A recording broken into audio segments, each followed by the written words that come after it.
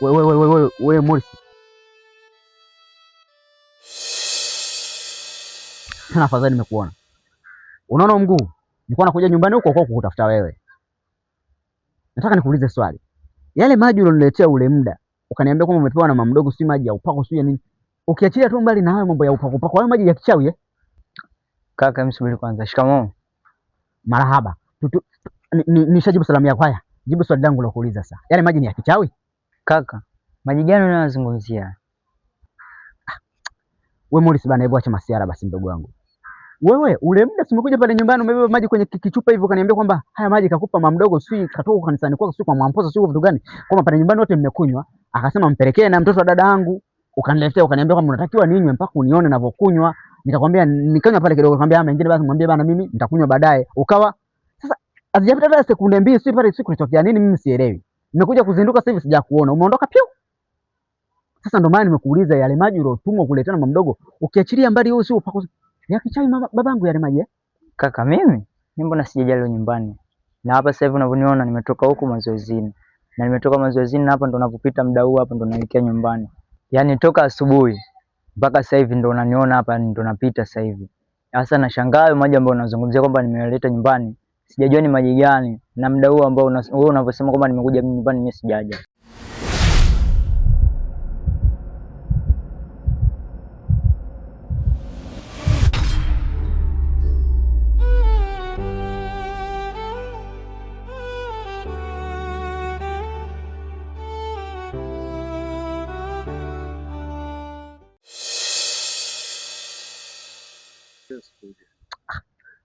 Wewe Morris bana, wewe mdogo wangu usinichanganye bana wewe. Yaani wewe unaona hizo brain zako ndio ulikuwa hivyo hivyo. Sasa unapokuja kuniambia kwamba eti hujakanyaga pale nyumbani, sasa nani sasa kakanyaga pale? Msukule ule nani? Yale kuna mtu alikuja akakwazima nguo wewe bana wewe. Mimi mbona kama unanivuruga babu wewe. Sasa kwa tuashum pale nilikuwa naota. Ndoto gani ile mpaka nakunywa maji kabisa, yani nimezinduka jamani, mbona kama tunachanganyana babu. Haya. Sawa bana. Kwa sababu mimi shida yangu kubwa ilikuwa nikuja nyumbani niongee na wewe kuhusiana na basi. Sawa. Wasalimie. Sawa. Kamsalimie mdogo. Sawa.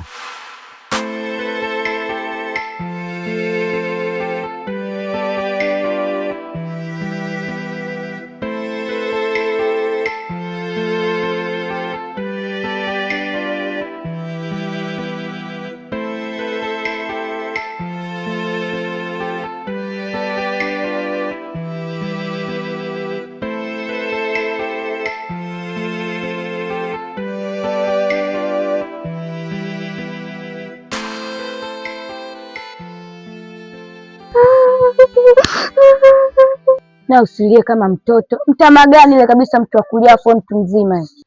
Sasa mbona umenikimbia? Kama ule mtama mdogo wewe mbona umenikimbia? Hivyo kwa kujiangalia ile jitu wewe, kwa kuliangalia vizuri lile. Mimi naweza kupigana naye yule. Sasa mbona umeniambia mimi niende? Sasa mimi nikajua namweza. Kumbe mtenye kidali. Mlenyewe huu, mwangalie yule angeniua. Bora akakonea huruma mtoto. Mimi hapa angeniangalia vizuri. Sisi ungenikutanisha ziko pale chini. Na penye sielewi nitaenda kumwambia nini dada. Ile hela aliyotupa imepotea. Nini wewe mjinga? Hela yake tunaipataje? Ndio tukatafute. Ukatafute. Lakini wewe si ndio umetoa wazo au? Wazo gani? La kupigana na yule mtu. Katafuta sehemu ulopigiwa. Kama ukikuta ukikosa utaenda kumwambia mwenye dada yako. Mimi siongee naye. Tangulia huko. Hebu tangulia wewe, mbona usikii afu mdogo kabisa? Twende, fanya haraka huko na kaka nyuma, tangulia mbele, wewe ndio ulotupa hela, tangulia mbele. Nitakumbao, utajua mwenyewe.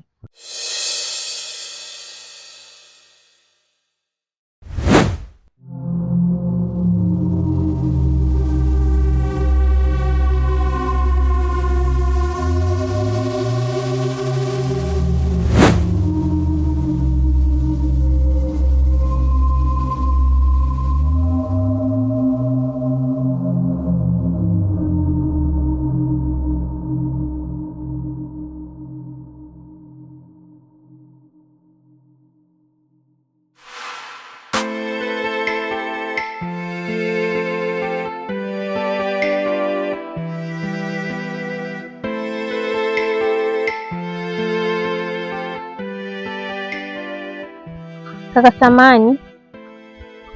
Mambo. Poa. Vipi mdogo wangu? Ndio nimerudi.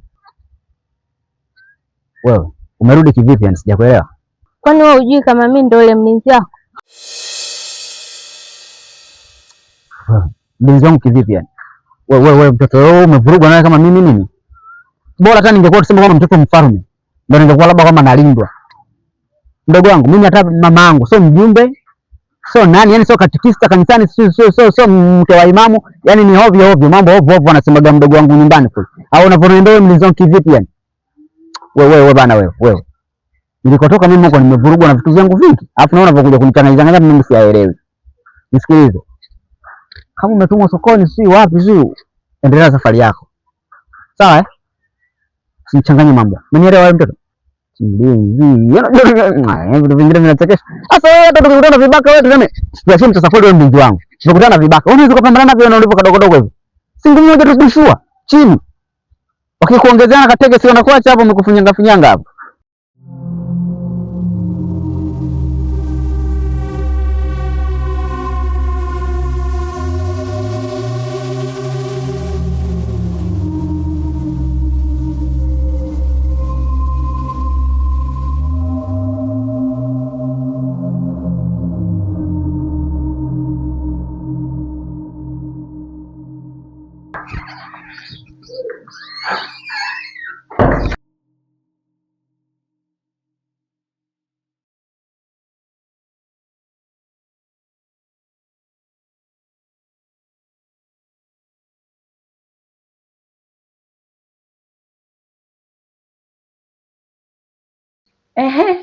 Nyie watoto wa baba mzazi, vitu nilivyoagiza viko wapi?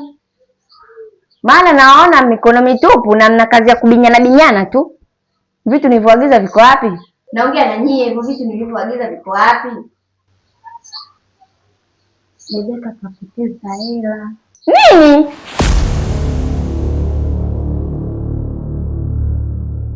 Yaani umekaa kabisa mkubwa mzima sana. Rebeka kapoteza hela huku unabinya vidole. Wewe si mkubwa kwa Rebeka eh. Umeshindwa kushika hela mpaka unampa mtoto ashike. Yaani kwanza ilikuwaje hadi hiyo hela ikapotea? Huyu hapa alipita njiani akamchokoza mtu, wakawa wanabindana, wakati kupigana ndio akadondosha hela. Wewe dada Mungu, ndio mwenyewe ndio uliniambia nianze kumchokoza. Mimi nikwambia umpige. Kwa hiyo Rebeka, sasa hivi mwenzetu umekuwa bondia. Mpaka unapigana barabarani na watu, si ndio? Sasa nisikilizeni. Mimi ninachotaka hivyo vitu hapa. Hizo stori zenu za kupigana sijui za kudundana mimi sitaki kuzisikia. Nataka hivyo vitu nije nipike. Maana baba yenu na mama yenu akija hapa hawataelewa kitu chochote. Ila wewe kwani sikuwa unaniruhusu ungeenda tu mwenyewe. Si ukikuta sisi tumelala. Kwa hiyo mimi nilikuwa na miguu. Alafu nyie mnajua mnajikuta majeuri nyie. Sasa nisikilizeni. Mimi natoa hela yangu. Naenda kupika na kununua hivyo vitu. Mpige hapo magoti. Mpaka baba yenu na mama yenu atakavyorudi wakute hapo mmepiga magoti wanirudishie pesa yangu. Aya, pigeni magoti. Hivi mnajua nyinyi mnadharau?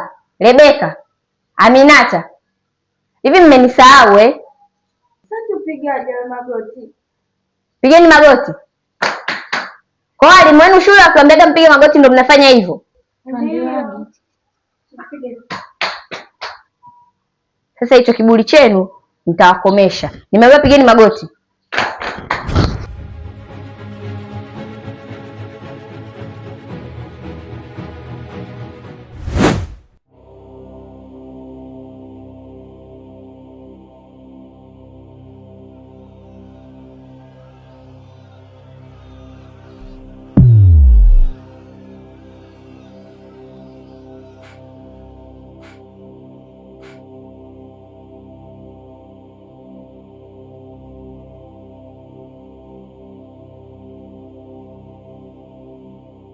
Dada, kwa nini unapenda kunifuatilia? Yaani dakika 2 tu nimekurudisha nyumbani, usharudi tena huku duniani. Kwani Merimela, mbona ni msumbufu sana wewe? Mimi nilikwambia tangia mwanzo, sitaki kukaa kule kwenye familia ya kijini. Nimepapenda huku duniani, naombeni mniache. Kumbuka Merimela, wewe ni mtoto mdogo sana, haupasi kukaa hapa duniani. Hii dunia ina mambo mengi sana. Kumbuka babako anakupenda sana na anahitaji uwe karibu naye. Kwa nini unakuwa hivyo Merimela msumbufu? Unajua unasumbua sana wewe. Sasa ukamwambia baba na mama, mimi kule sitarudi tena na wala sipataki. Niacheni, nimepata rafiki huku duniani, nataka nikae na rafiki yangu, nampenda sana. Nisikilize Merimela, nitafanya kila namna, kila sababu ili nikurudishe ujinini. Haupaswi kukaa hapa duniani. Nadhani umenielewa.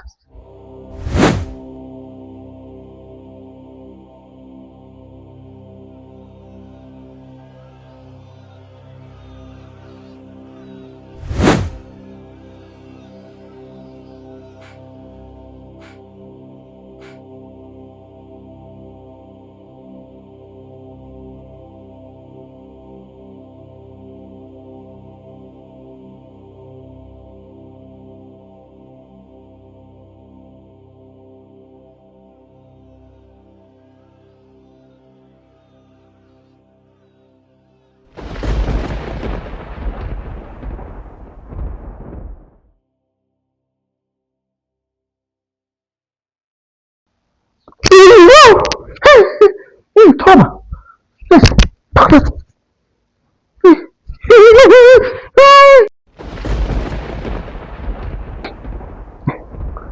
Wani baizoni.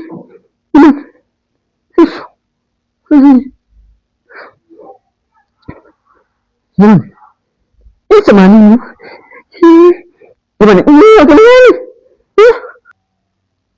Mimi naitwa Jini Nafisa.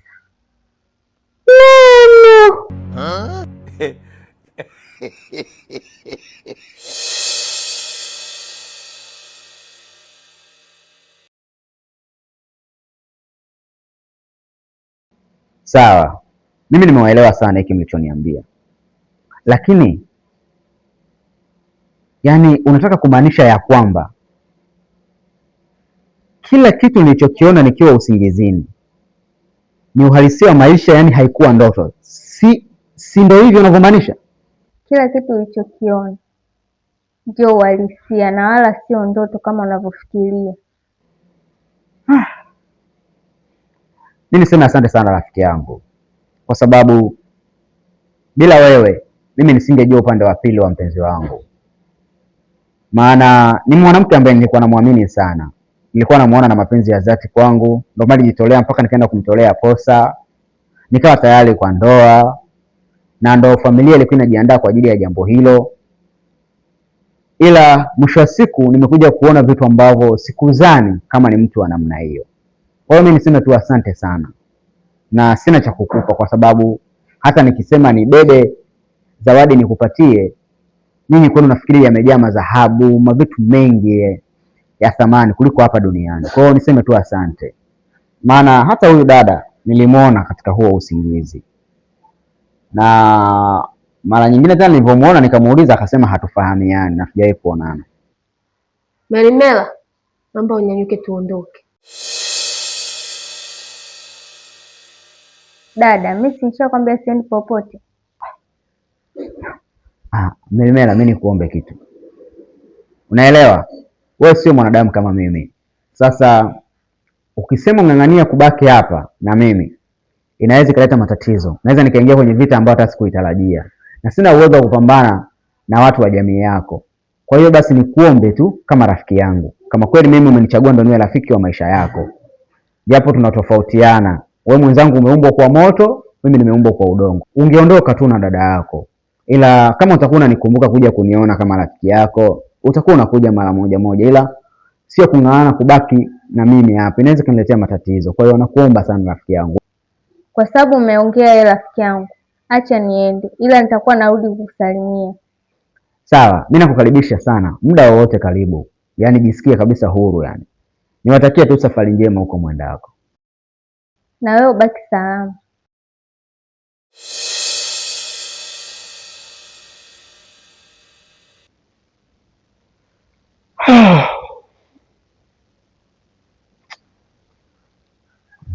Kisha ule muda yani nikajua mama mtu amekuja kuning'ata hivi. Sema kakamelemela kama kazuri, kangekuwa kakubwa kubwa haka. Unajua pole kajini, kajini akaweza kukuchiti. Unajua pole zako kajini unakuwa unaenjoy maisha. Na kanjunja wewe.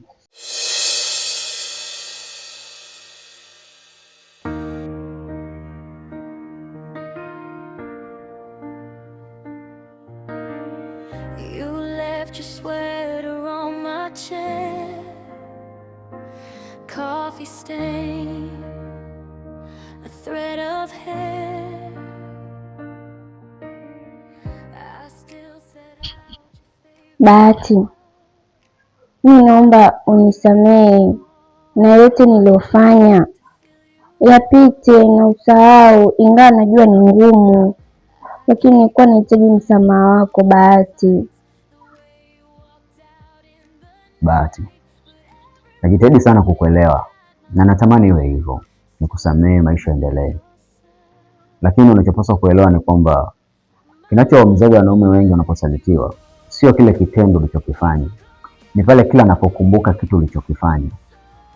Kwa hiyo ndio inakuwaga ni ngumu sana kumsamehe mwanamke. Unajua utofauti wa mwanamke na mwanaume ni kitu kimoja. Mwanaume huwa samehe ila huwa anasahau. Mwanamke huwa anasamehe ila huwa asahau. Kwa hiyo kuna uwezekano mkubwa nikakwambia nimekusamehe, lakini sio kweli. Kila nitakapokuwa nakumbuka hilo ulilofanya litakuwa linaniumiza. Inaweza kapelekea hata nikaja nikakulipiza kisasi, na kile kisasi kikawa kibaya zaidi, kikakuumiza wewe. Kwa hiyo ili usifikie huko, na ndio maana niliamua tu endelee na maisha yako na mimi niendelee na maisha yangu.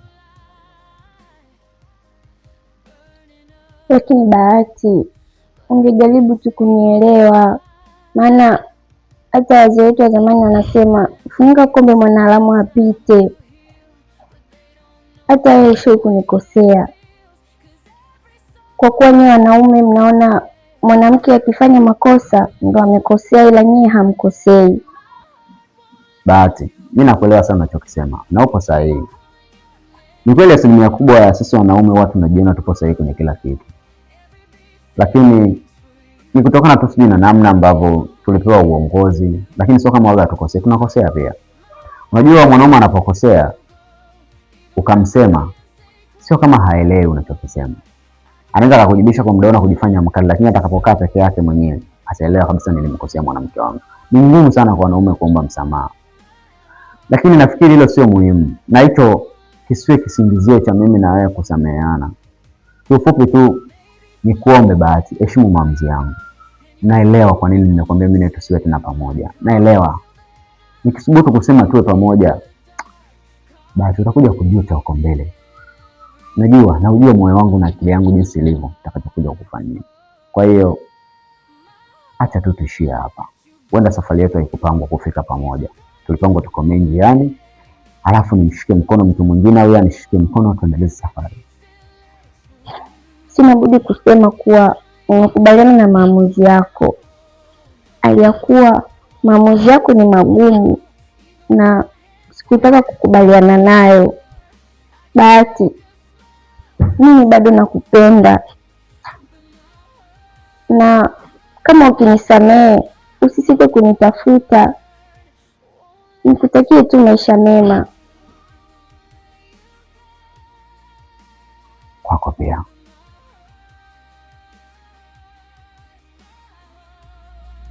kwani haya